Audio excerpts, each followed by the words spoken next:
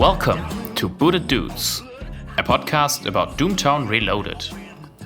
Today, the Booted Dudes respond to some listener mail, talk about money twos in the Deadlands universe, and tackle the weird beast that is card advantage in Doomtown Reloaded. Also, we announce the winner of our Huckster Decklist competition. Enjoy! Howdy and welcome to episode 2 of the Booted Dudes. My name is Michael. And my name is Hans. Alright, let's get started. So Hans, how booted are you right now? Actually, really booted. It's true. Yeah. I got some tough weeks and yeah, so I'm really tired, but I think we will manage this episode quite well. Yeah. Okay, today we have a lot of stuff to talk about. There have been a lot of very, very nice comments from listeners that we want to mention. And our big main topic is going to be card advantage. But one thing after another. First of all, thank you everybody for listening, and thank you especially to everybody who left us any kind of feedback. As it turns out, we are not perfect. We did make a few mistakes. Actually, I think we made a lot of mistakes. Some people have been so nice to point those out. So we should go over these. First of all, thank you very much to Platypus, who wrote to us on the Doomtown Facebook page. He corrected us on Hucksters and Herod and the relationship between those two things, because there is none, actually. And I said there was. I rechecked the books, and it turns out he was right. So the thing is, when you are a Huckster and you suffer backlash, there is this crazy table, and it could be your hair turns gray, or maybe you get some internal bleedings or stuff if things go really bad. Mm-hmm. But I couldn't find in any of these tables any entry that would turn you into a herald. Specifically in the new Deadlands Reloaded Marshal's Handbook, there is no such thing at all. But in the old Deadlands Classic Huckster's sourcebook, the worst thing that can happen is that a money two takes control of your body for a few hours as if you were Herald. Okay. So that's where I got this stuff wrong. You're not really Herald, it's just for a limited time. Okay. And as it turns out, we are going to talk about money twos a bit more today, but that's gonna be later. Also, thank you again to Platypus and also Andrew Albertson at Board Game Geek. They both correct one more thing. We did mention that Harry Highbinder allows you to equip items in Town Square, but we said that trading did not need control, which is totally wrong, because it's in the rulebook. You need to control the place you want to make a trade in action. So that's one more thing Harry Highbinder is good for. Also, there has been a very vivid discussion on the Alderak Entertainment forums about our use of the words fluff and crunch. Yeah. That was really interesting to me, because I grew up with fluff and crunch as being like some of the role-playing game theory basic elements. You know, okay. People talking about role-playing theories, they were always talking about fluff and crunch. But it turns out that to people who are not accustomed to that, fluff is basically a very derogatory term, because you say fluff to bad newspaper articles, you know. It's like okay. when you write about the local brass ensemble playing a mediocre gig, you could say that's a very fluffy article. When you just talk about... Just to get some stuff in the newspaper to fill it up. So there was nothing like that intended, but how about we call it games related and thematic in the future? Yeah, I don't know. or something, whatever. Actually, I like fluff and crunch. Yeah, okay, maybe we'll just stick to it, whatever. Okay, and lastly, also on Board Game Geek, I'm sorry I'm going to mispronounce your name very, very badly. Aina Purr said something about backlash, because we said there was no backlash in Doomtown Reloaded, and it would be a great design space to design hexes that kind of have backlash, but there is one. Soul Blast. I had to double check it, but actually when you fail your Soul Blast check, your own Huckster goes home booted. Yeah? Yeah. I think we missed that. Yeah, we never did that. But it's the very last sentence on the card. So there is kind of backlash. It's interesting. Okay. But still, there could be more of that. Yeah, if you have really powerful effects, then you could balance them with like really nasty backlash effects. Oh yeah, that's gonna be good. So thank you very much, Einar. So much for listener comments for now. We've been talking about hucksters, and we've been talking about Money-Twos a little bit. And Money-Twos, I decided, should be our fluffy topic today. One quick note, if you are a Deadlands player and you don't want to be spoiled regarding the meta plot, then maybe you want to skip this section, because in the player's guides of the Deadlands role-playing games, there is no explanation of Money-Twos. It's just, yeah, they are there and nobody really knows what's up with them. Okay. It's more like GM stuff.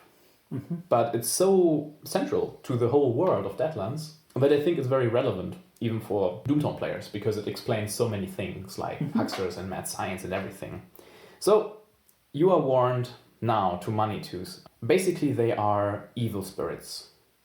They live in another plane of existence, which we call the hunting grounds, and they live by consuming fear and negative emotions from humans on our plane of existence. Okay. What they do is usually they send some of their own or their henchmen, which are abominations, to our plane of existence, and those abominations then spread terror and make everybody go really, really creeped out. And this fear that those abominations generate, they feed the Money-Twos back in the hunting grounds. Okay, so behind the circus, there's like one Money-Two, or I have no idea. Guiding the circus, or I don't know. Because they are all abominations. Yeah. It's kind of, I don't know. I always thought the circus is evil. Because in the fluff of the how is the ringmaster called? Ivor Hawley or okay. Ivor, like the ringmaster, I think he's referencing to some dude he is working for. Yeah. And I still don't know if it's the Cthulhu guy. Who is it? Whately, or not, or some other guy. So if he's working for Whately or some other evil Money-Two guy. And I think he himself is an abomination, isn't he? Yeah, he's an abomination. So he's just a servant for somebody. Yeah, it might be a Money-Two actually. Ivor Hawley? Oh, whatever. Yeah. Money-Twos come in a lot of different shapes and sizes. There is lesser powerful and more powerful ones. Currently, the very, very powerful are called the Reckoners. They are on their own plane of existence, but they are kind of the movers and shakers in the Money-Two world. It used to be, back in the day, that the whole world was filled with terror. That's probably where all the ancient myths come from, with like Cyclops and Hydra. Those were all abominations, and everybody was living like really, really creeped out all the time. Constant terror. Yes. In the Middle Ages, people grew less afraid or something, I suppose. It's not very clear in the Marshall's Guide of Deadlands Reloaded. But one thing that did help the Reckoners a whole lot was the invention of Christianity, interestingly. Okay. Because the invention of Christianity allowed the Reckoners to remake themselves into the four horsemen, like pestilence, famine, war, and death. So they just figured, there's this Christianity thing, let's be part of that. And we want to be the really bad guys in there. And suddenly the whole world was Christian and everybody was afraid of the four horsemen. So there was a lot of fear to be had for them. At least the Western world in this time. Yeah. I don't really think you can get a lot of fear out of those really Zen guys, and I don't know. Well, so that was the world back then, and then something happens, which is called the Great Spirit Wars. The Great Spirit Wars took place in the, I think 17th or early 18th century. In America, in the native tribes, there was people called the Old Ones, and those were shamans and healers and the wise men of the tribes. And they allied with nature spirits, which are basically Money-Twos, but they are not as bad as them. And they found out about the Money-Twos and the Great Hunting Ground, and they decided to remove all this terror from the earth. We use the nature spirits to open a portal to the hunting grounds, and then we defeat the Money-Twos themselves. Okay. So they went to some ceremonial burial ground and opened up this portal, and went to the hunting ground, and then they had glorious battles with the Money-Twos, which they won. Okay. And the result was that the old ones were trapped in the hunting grounds together with the Manitus. And as long as those two were together in the hunting grounds, there could be no Manitou going to Earth. Ah, okay. Mm-hmm. So all the abominations in the world kind of receded and died away. The Earth was a very happy place, apparently. Until in 1763, there was a shaman from the Susquehanna tribe. I'm sorry, that's probably wrong. He was called Raven. And he was sitting on a stone, and he got taught the secrets of the Manitous and the Great Spirit Wars by nature spirits. Okay. Just as his whole tribe was slaughtered by white men. Okay. So when he went back to his tribe, his family was dead, and he was the last surviving Susquehanna. So he started traveling America. He called himself the Last Son, and he went to all those Native American tribes, and he told them about the Manitous and how they were a possibility to drive back the white man out of America. Okay. He soon had a very big following of other people who might be the victims of, like all this suppression. Atrocities. And they called themselves the Last Sons. Okay. And they went through America for about 100 years because they kept themselves young with the help of Manitou magic or something. And in 1863, 100 years later, they went to the hunting grounds via the same portal, and they slaughtered all the old ones. So they released the Manitous. Okay. And suddenly the world was a very dark place again. And they came back to our world exactly at the Battle of Gettysburg. During this really big battle, they returned to our world, and with them all the Manitous. And that's basically when the Deadlands setting kind of starts, because this is what the world looks like today. I think Deadlands plays in the 1870s, something. Mm-hmm. The current state is that the Reckoners terraform the world. I did not make that up. It's in the book. It's ridiculous, but it's... So what they do is they found out that they can't have abominations everywhere because they would just kill the people. Instead, they place abominations like in the forests and somewhere at the edge of society. So everybody can be really scared, but they don't die. So they get more fear. Ah, okay. It's kind of their way of transforming the world. And once everybody in our world is really, really afraid, they will have made our world to the Deadlands, which is their goal. Ah, okay. And once that happens... That's why it's called Deadlands. Yeah, it's not the world, it's what the Manitous want the world to be like. Ah, okay. What happens when that happens is actually its own role-playing game, because there is a spin-off called Deadlands Hell on Earth, which is like post-apocalyptic, like you drive around with your motorbike, and it's basically our future when the Manitous have taken over the world. It's really weird. Okay. That's Manitous in a nutshell. Okay, I think yesterday there were some spoilers from the next Saddleback expansion, Nightmare at Noon, which will arrive in stores at the 3rd of August. I think not here in Germany, but in general. So I think we have seen the deed, Shane and Graves Security, and actually they are appearing, Warren Graves and Nathan Shane. They are both studs. So let's start with Warren Graves. He's a 2-stud, 2-influence Morgan Cattle guy. Actually, they are the new security force of the Morgan Cattle Company. And he is worth 8 Ghost Rock and 1 Upkeep. Mm-hmm. So, and this ability reads, react. When a shootout play aces, discards or sends another of your dudes home booted, send them home booted instead. Varen joins the posse, moving if necessary. So what does it mean? It means that basically you're not afraid of Coach Whip anymore. Yeah. And also various other effects. At first I was confused by if your dude would be sent home booted, then he's instead sent home booted, which seems nonsensical. But I think it's in there so that Warren can enter the posse. Because, it's he's sent home booted instead, so that doesn't change. But then you can move him into the posse because his ability triggered. Okay. So basically, he the coach whip happens, and you should die, but you are sent home booted. You are rescued, kind of. Then Varan comes to help the posse. Yeah. Which is a pretty cool effect. It's really strong. Like, and it's against Pistol Whip. Oh, yeah. Against... Soul Blast. Soul Blast. All those kind of things. There's a lot of things. I think it's really, really mighty. Also, he is a jack, I think. Yeah. He's a jack of spades.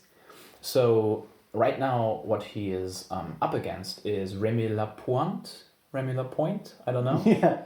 And I think he's a lot better than Remy. I don't remember him. Yeah, I compared them a few minutes ago. Remy Lapointe starts as a 1-stud. He costs 1 less, is identical otherwise. Okay. And his ability reads you can pay Ghost Rock to make him bigger until he is a 4 or 5 stud, I think.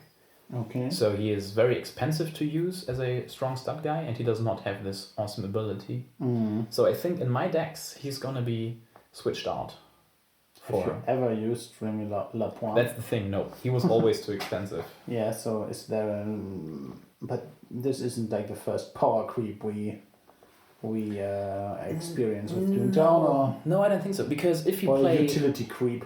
Yeah, probably. Because if you play the really, really rich Landslide Morgan deck, then Remy is still stronger. Because you can just, you have a lot of money. You can just spend 4 Ghost Rock and make him a 5-stud, no problem. Oh, yeah, okay. So I think he's good in some decks, but in decks that focus on mobility and maybe mad science, I think he's a lot stronger. Yeah. Warren Shane. Okay, and the other guy is Nathan Shane. Oh shit, he's Warren Graves. Yeah. Yeah, I think I always said Warren Shane. Well, I'm sorry. No, I think not always. So he's a 7, and he is a 1-stud, 1 influence Morgan Cattle Company guy. He's worth 4 Ghost Rock and 1 upkeep. His ability reads Shootout, Boot. Look at a number of random cards in an opponent's hand equal to Nathan's bullet value. You may discard 1 action card you saw. Yeah, that's so funny. The first thing I thought was Doomtown Reloaded wants to be Netrunner now. Yeah, why? Because it's like a Netrunner when you make a successful run on HQ.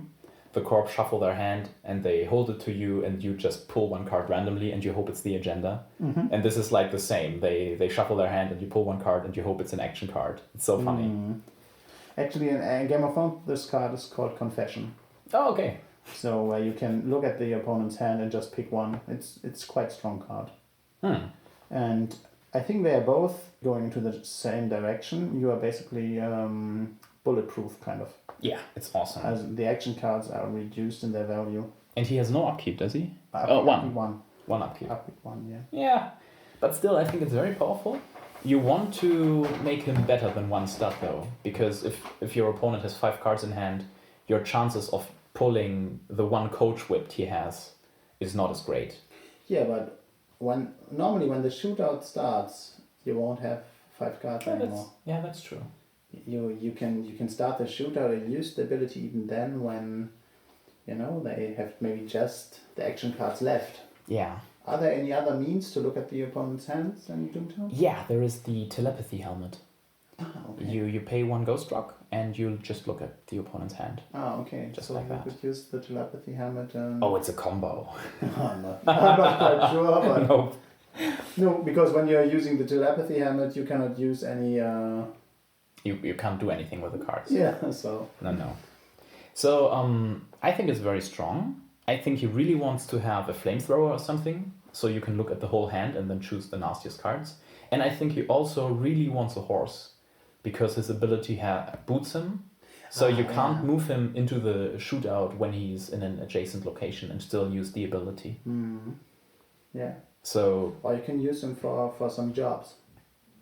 Oh, as the leader, for example. Yeah, that sounds reasonable. I think both are very strong. Yeah. And he is matched up against James Getty. He is a mad scientist, 1-stud, and he gains 4 Ghost Rock whenever he enters a posse. Yeah, he's pretty strong. So I think... But you can use them both. You can use them both. It makes your draw structure way better. Yeah. Or you could just look if you really have mad scientists and if you can make use of James Getty's ability. Because having 4 Ghost Rogue and a shootout for shootout plays sounds awesome, but there isn't that many cards that can actually have you use it. You know, you need to have a flamethrower or a auto revolver that you want to build. Or you can also use it for action cards. Like the 2 you played always against me today. That's a resolution card. It's a resolution card. Okay. It's not what you know. It's not what you know. Okay. So I think you can't use those. No, it has to be shootout abilities. Okay. Well, but still, it's powerful. I think I like both of them. Yeah, me too. And they've got really cool artwork as well. So now Doomtown is a little bit securer, thanks to Wayne and Graves security. No, Shane and Graves security. We are horrible with the names. Okay, so now let's talk about card advantage. Yes, onto our main topic. Yeah, actually I have to admit that I looked at Wizard of the Coast page for Magic. Like a card advantage 101, but it doesn't matter. In every card game it's about the same, so we have to adapt it kind of to Doomtown. For the players who used to play Magic or other living card games, card advantage is like it's the heart of every game, every card game. But for those maybe starting with Doomtown or not so into the theory of card games, I will explain it. So cards are just another resource next to, at least in Doomtown, next to Ghost Rock, income, and cards that provide cost reducing effects. All right. So you just have to view every card as a resource in itself. So spending a card is spending a resource. When you would consider a card which lets you draw 1 card, I think there is 1 card, oh? In Doomtown? Yeah.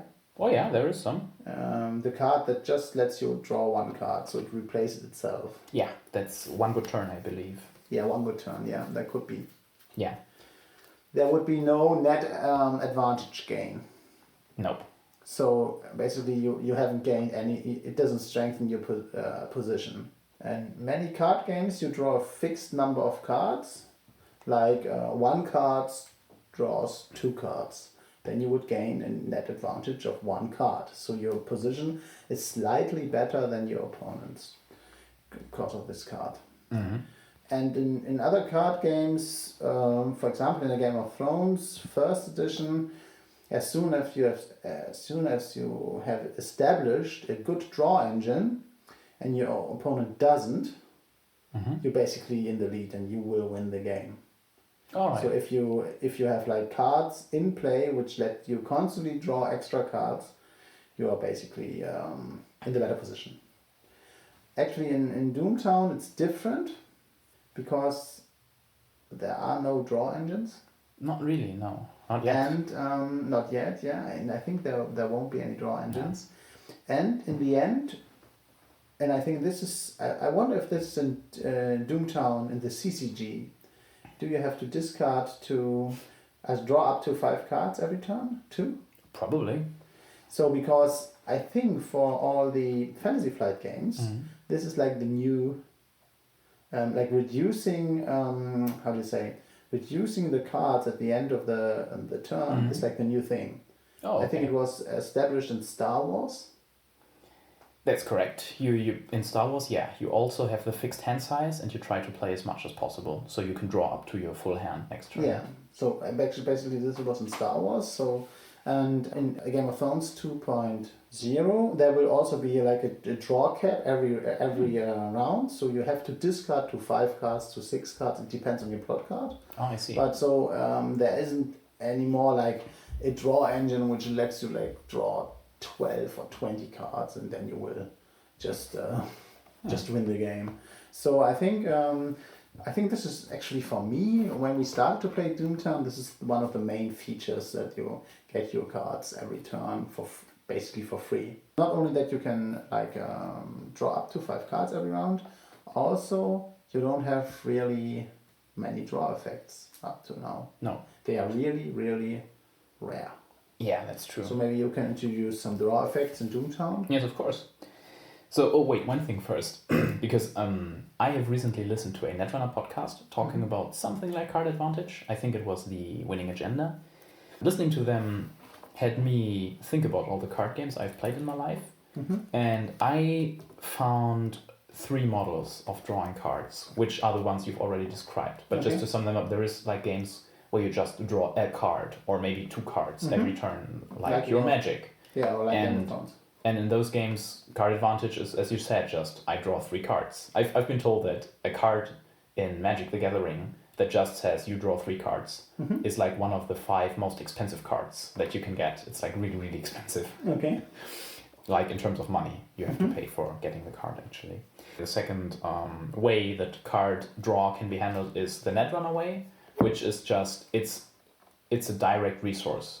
In Netrunner, you can always pay a click to draw a card. Okay. And in those games, it's just important to find efficient ways. So you try to play cards that allow you to draw more because you basically save some time then. Okay. But you always have the option, if you have a bad draw hand, you just spend your whole turn drawing cards, and then maybe you find what you need. And the third kind is the one we've been talking about, the one that Doomtown has, which I know from some more old American, like Ameritrash card games. Where it's like you have a fixed hand size and you just play all the stuff you can because you want to draw up as much as possible. Ah, okay. Like what game? I know it from Red Dragon Inn, which is a fantasy role-playing game drinking simulator. Cool. Yes, it's really weird. And I think, I don't remember Munchkin actually. What about Munchkin? I don't think it works like that. No, Munchkin is not like that. No, Munchkin is not like that. But what about Flux? I think Flux was like that. But there is some American games, and they tend to be like very chaotic because you just want to get rid of your cards. But still, that's just a tangent. So you were asking about cards that give you card advantage in Doomtown. I have found a few. And there is a few that we're not going to talk about today because those are going to be for another episode, which is cards that let you tutor stuff. Tutoring, for people not involved in that, is a term that comes from Magic the Gathering, and it means searching your deck or your discard pile for things. For a specific card. Very specific card. So we are going to talk about tutoring cards in another episode. But cards that let you draw cards or give you card advantage. There is one good turn. It is a event, and it says you can do one of 2 things. You either play it as a noon action and draw a card, or you play it as a cheating resolution and you gain 3 ghost rock. Basically, it's just cycling through your deck. More events that can give you card advantage. There is Lady Luck. Lady Luck is a noon play, and it allows you to discard as many cards as you like during sundown. So that I'm not quite sure if this is a straight card advantage card. Actually. Well, it lets you see more cards. You can discard your whole hand and draw 5 new cards instead of discarding 1 and just drawing 1 if you have a really bad hand. Yeah, okay, but if you have a real, it's like more like a mitigating card for your bad deck. Oh, that's I'm true. I'm not quite sure if it's really card advantage card because you're not gaining. Yeah, you might gain more cards in the next round you can actually use. So in this way, you could see it as a card advantage card. But so if this one is troublesome, then also troublesome will be Killer Bunny's Casino, which is a deed, and it says the controller of this deed may discard 1 additional card each sundown phase. It's basically the same as Lady Luck. So. Oh wait, let me come back to Lady Luck because we discussed this already. Yeah. So Lady Luck costs you 1 card. Yeah. The card Lady Luck. You have to have this in your hand. That's and right. Then there is 1 card you could always discard. So even if you didn't play Lady Luck, so you have to count this. There needs to be 1 card in your hand that you want to discard, and then there needs to be more cards in your hand that you also want to discard. Yeah, so you have to have a really bad hand. Like you have to have Lady Luck and like 3 cards you don't want to play. Yeah. And then you have play in this round you play just 1 card.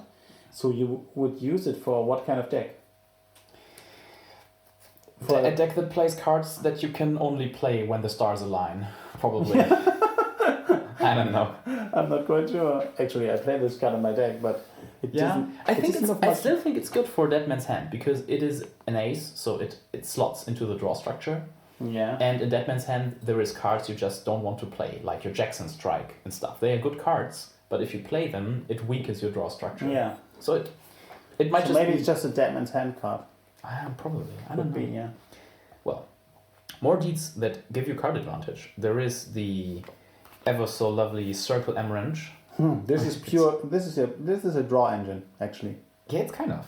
It is a wrench, and it says Controller Noon Boot. If you have 3 or fewer cards in hand, draw a card. Really straightforward. You play this, you play a second card, you boot this thing, and you get a card. It's awesome. Yeah, definitely.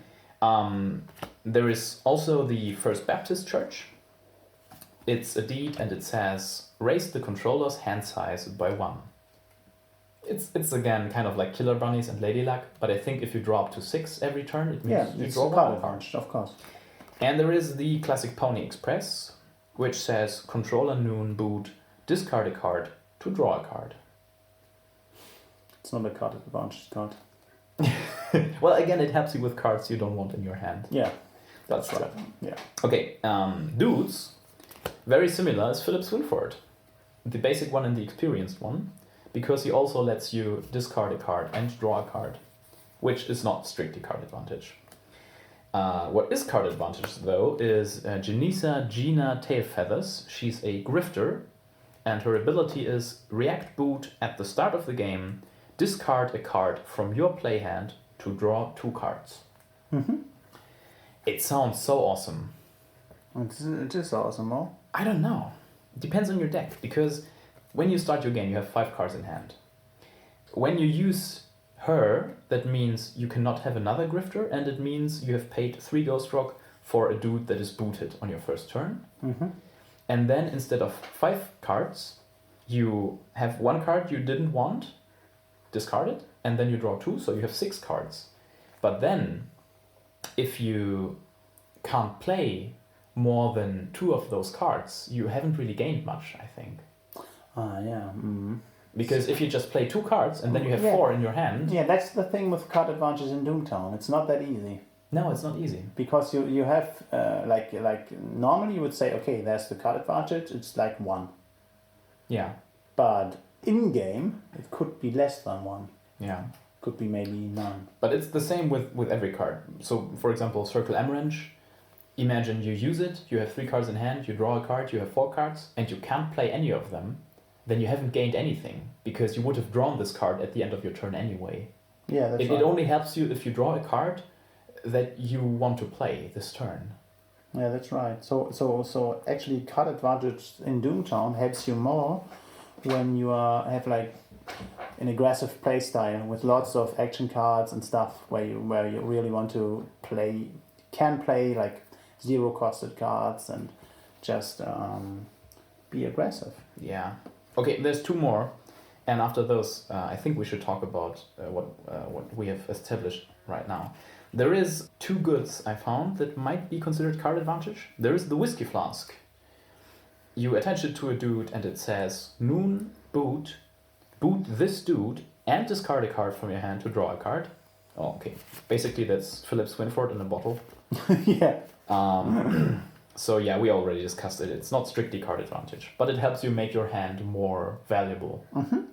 And there is Fetch, which is a hex, and it says Cheat in Resolution, Hex 5, and Boot. You may place a card from your draw hand into your play hand after resolution. It also says more stuff, but relevant to us is only this sentence. So I tried so hard to work this card, but it never worked. it's really hard. But it's basically like draw a card, but instead of drawing the top card, you look at 4 cards or 5 cards. It's really cool card, definitely. This is a really good card advantage card because you can really select cards which you could play or which you really want to have. And so what we established that in Doomtown, I think there are like maybe 5 things which give you card advantage. So there's straight draw. Mm-hmm. There's discard, like cards like discard and draw. Mm-hmm. Then there's cards that let you discard more cards at sundown. Mm-hmm.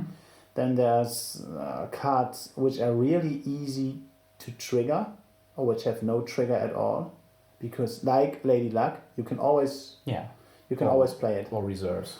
And then there are low costed cards. Low costed cards in general give you card advantage because you are definitely you are playing them, and you gain, because you played them, you gain a card at the end of the round. That's correct. So I think this is the last thing I want to say about card advantage, because for deeds, actually, a guy in our really small gaming group told me, because he's a Doomtown veteran, he told me, okay, for deeds, just at the same value, just take 2 deeds of the same kind, which are expensive, and 2 deeds which are cheap. So you have maybe 12 deeds, and you take just 6 cheap deeds and 6 more expensive deeds, and in this way you might play more cards, because that's really important to get the engine rolling.